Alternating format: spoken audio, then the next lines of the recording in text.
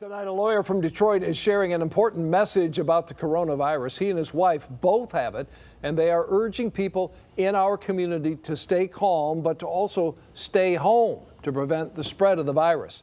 Runny nose, but nothing beyond that for the first 36 hours. It's hard for me to say, but you can actually smell fear.